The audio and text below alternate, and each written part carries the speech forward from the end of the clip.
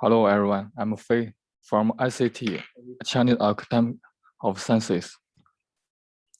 Today I will give you the talk AIBench Training, subsets and its rankings. AIBench is a joint work with other contributors, including industry and academic partners. Those are other other AIBench contributors. Okay, I will show you the two main parts of the content contents. First one is the AIBench challenge because of lack of understanding of learning dynamics. Then I will introduce AIBench training methodology to solve the challenges and AIBench workload characterizations, two subsets for repeatable performance ranking and workload characterization and performance rankings. For more details, you can visit the AIBench homepage from Bench Console. Okay.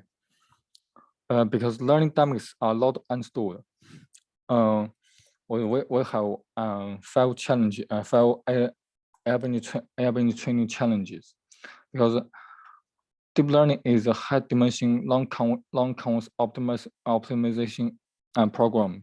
A slight change leads to a different optimization path. So, change of hypermeter will change the training session, and deep learning is highly developed depend on the environments for parameter tuning. The prohibitive cost of training a state-of-the-art AI models with a serious benchmarking challenge. Some mixed processing optimizations include indeed improve traditional performance metrics like throughput. However, they adversely affect the final model model's quality. So we can only observe by running an entire training session. So running an entire training session is mandatory. Unfortunately, it is prohibitively costly, often taking several weeks on a small scale system.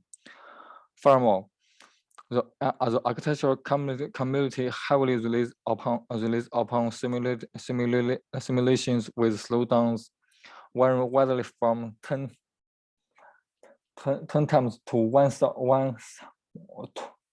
10,000 times to 100 times, which further aggravated the challenge. Micro benchmarks like HPR AI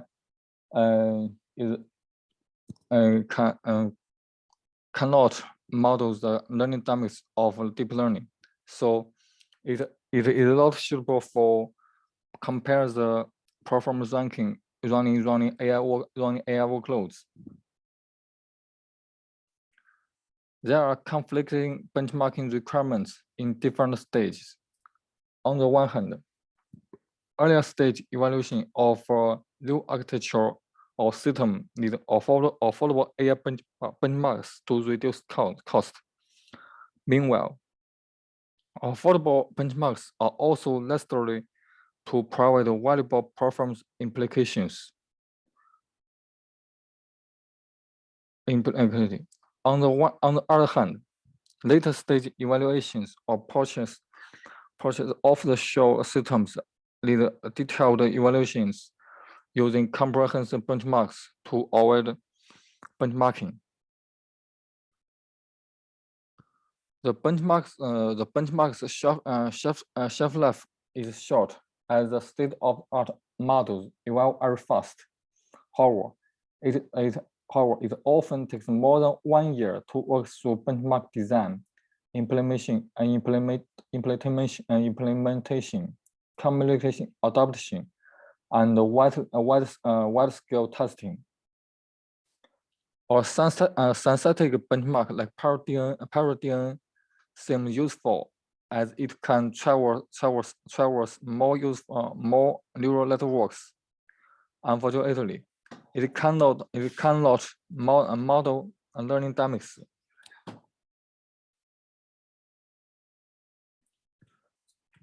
AI tasks program scale is often fixed, which raises the scalability challenge. The current benchmarking practice shows the large scale system can finish an image-led training around several 10,000 seconds, which cannot constantly stress the system test. HPR AI is scalable, but it cannot model in the learning dynamics without considering model quality.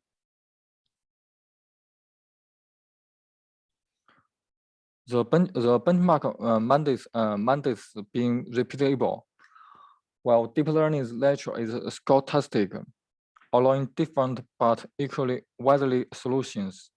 The factors of randomness modeling model initialization, data argument, data shuffle, dropout, and others.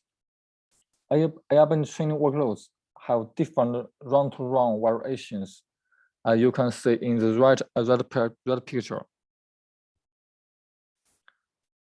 Then I will introduce some related work. Downbench is the first benchmark that propose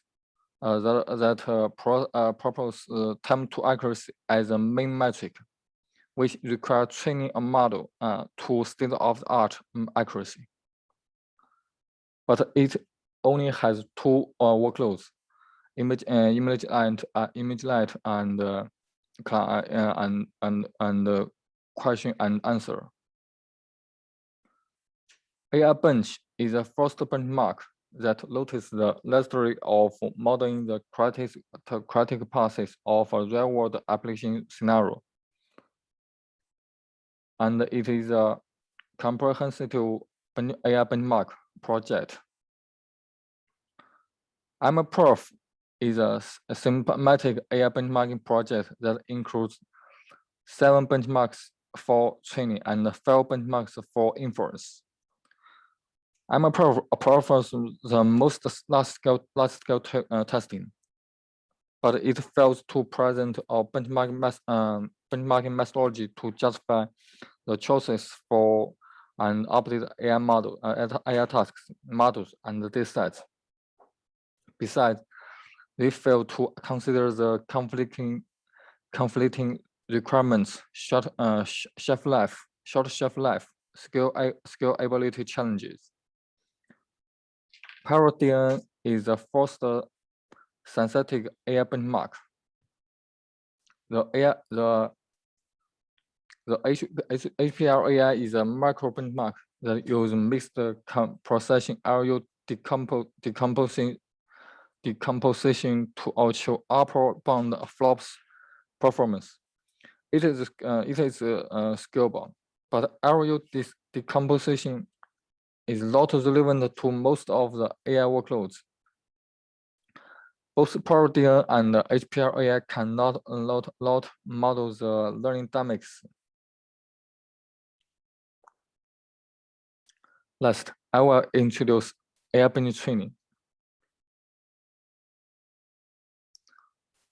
AIBench training adopts a balanced AI benchmark methodology considering comprehensiveness, representativeness, affordability, and portability.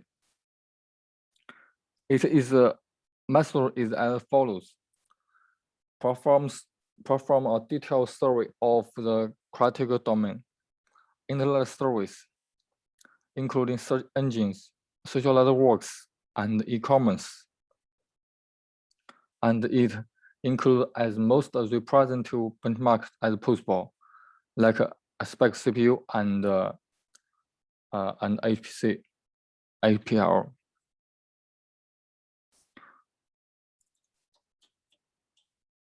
It also proposes repeatable performance ranking subset and the workload characterization subset to give to challenge to solve the conflicting challenge, and keep the subset to a minimum to solve the affordability challenge.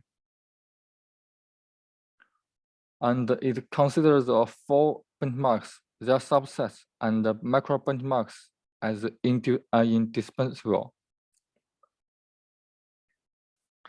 There are 3 internet services: search engine, social network, and e-commerce, and their scenario and their core scenarios and evolved AI tasks.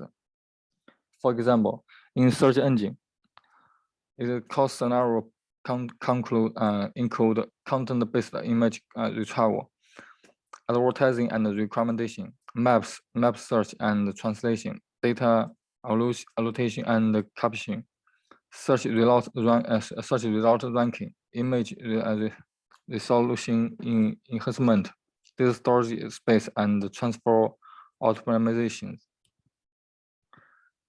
We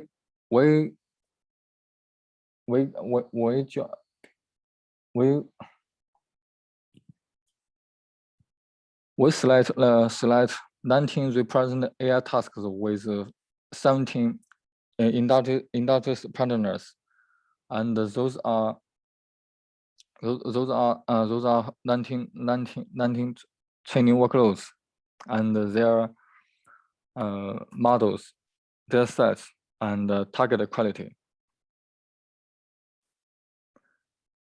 Image classification is to classify an image into multiple categories. It uses ImageNet data set, and use ResNet 15 as a model. Image generation is to learn the distribution of images to generate new images. It uses data set. It uses RSUN data set, and it includes 1 million labeled image data divided into 10 senior categories and 20 object categories. It uses WGAN model. Test translation is to translate from one language to another, and it uses famous dataset WMT English to German dataset, which has 4.5 million sentence pairs, and it uses transformer models. Image to test generate description test for given images. It uses MS Coco dataset. Its network architecture is a combination of CNN and RN. Image to image is to convert an image from one representation to another. It can use for change of seasons, change of object species. It uses a CityPath, Cityscope dataset, and use the CircleGAN model. Speech recognition is to recognize voice images and trust them into text. It uses laboral speech dataset, and it includes 10,000 hours of voice data. Face embedding is to verify a face by learning and embedding into the eliciting space, and this can be used as face recalculation. Object detection aims to find objects of certain target classes with process localization in a given image. Personalized recommendations based on collaborative filtering and is very common to recommendation tasks. Video prioritization is to predict the video frame after by learning the previous video frame. Image compression is to reduce redundant information in image data and store and transfer data in a more efficient format. 3D object reconstruction is to capture the shape and appearance of a real object, a core technology of a wide variety of fields like computer graphics and virtual reality. Test summarization is to generate summaries for given test. Spatial Transformer is a task of spatial rotation and scratching. Neural architecture search is to automatically design neural networks.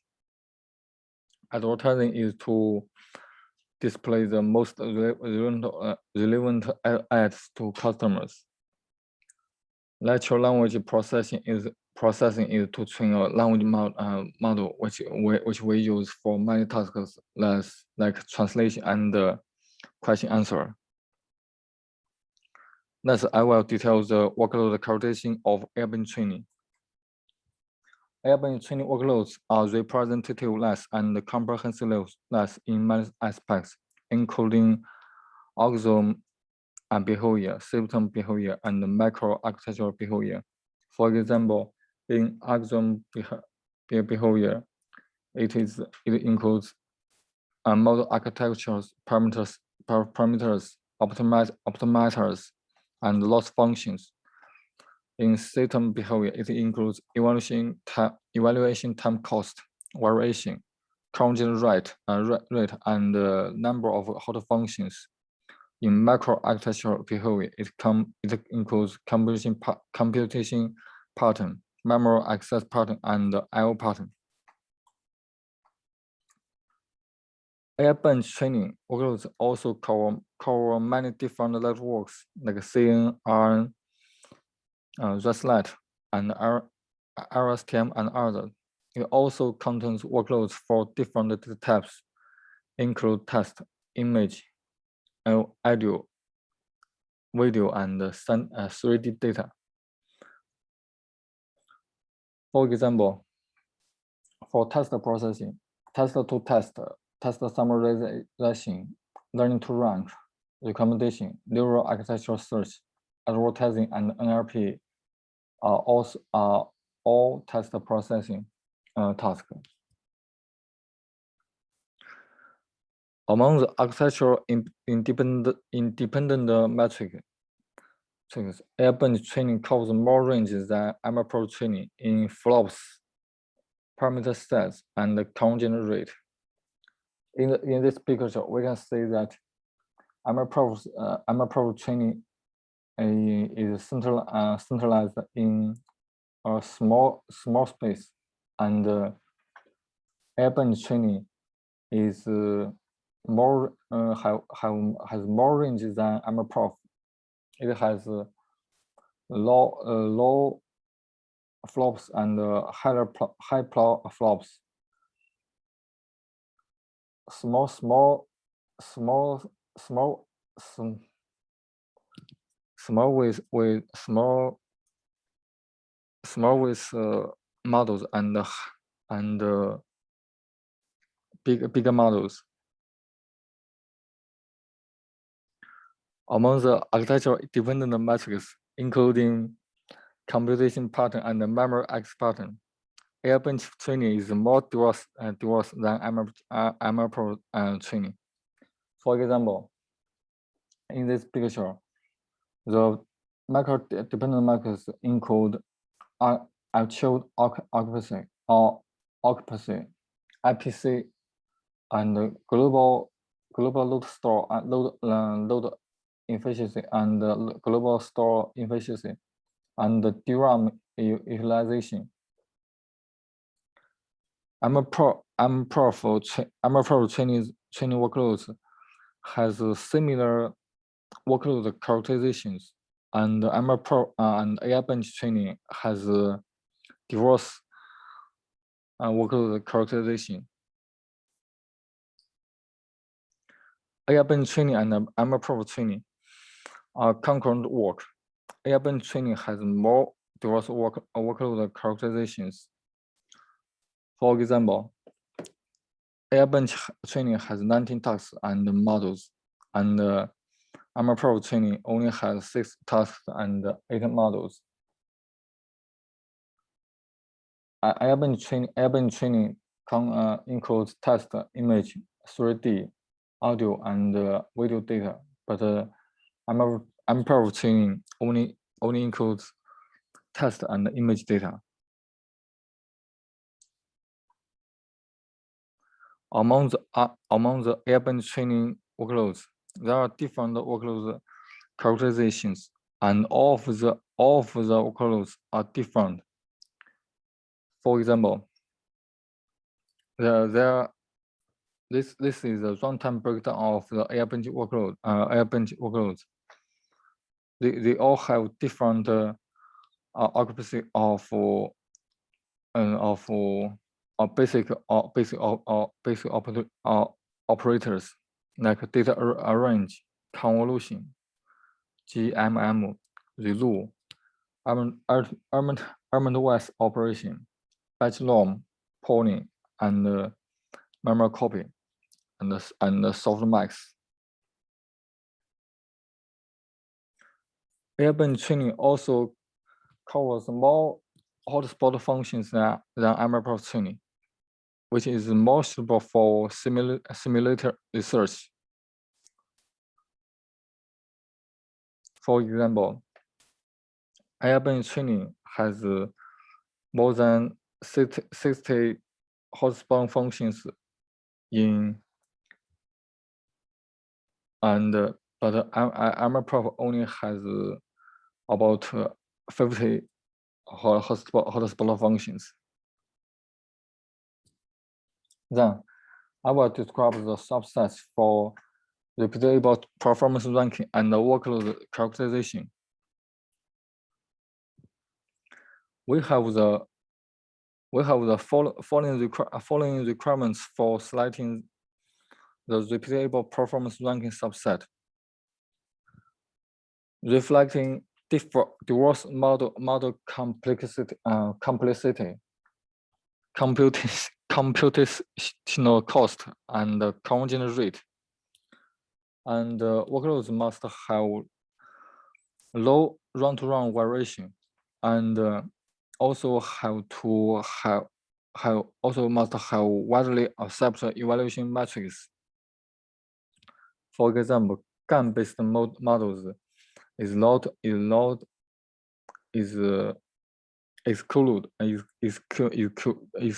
included because they don't have widely accepted evaluation metrics.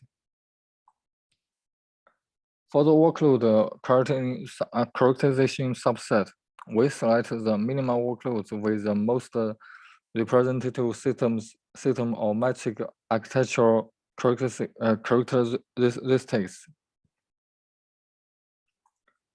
Finally, we chose image classification, object detection, and learning to rank as the repeatable performance ranking subset.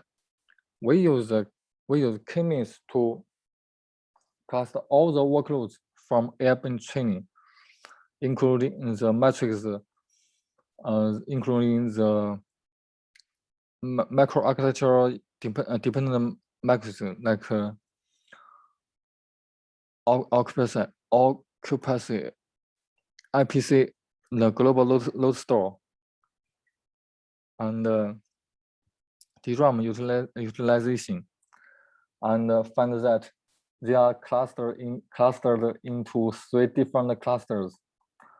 For the workload characterization subset, we choose the most central workloads from 3 clusters.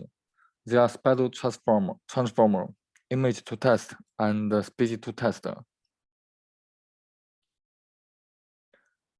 At last, we find some insights from AIBench Training repeatable performance ranking subset. We use the AIBench repeatable performance ranking subset to rank the performance of GPUs and TPUs.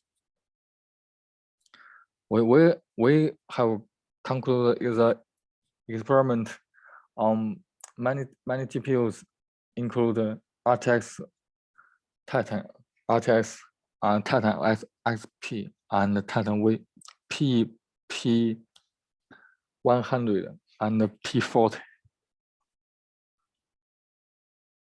And we also use 2 generations of TPU.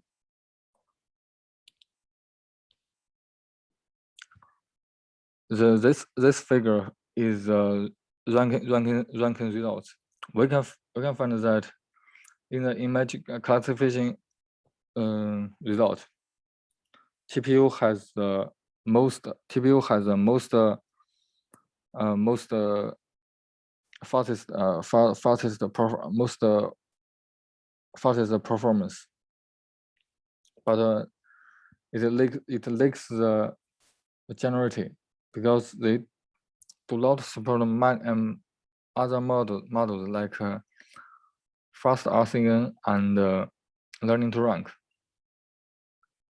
because they are limited support of TensorFlow operations.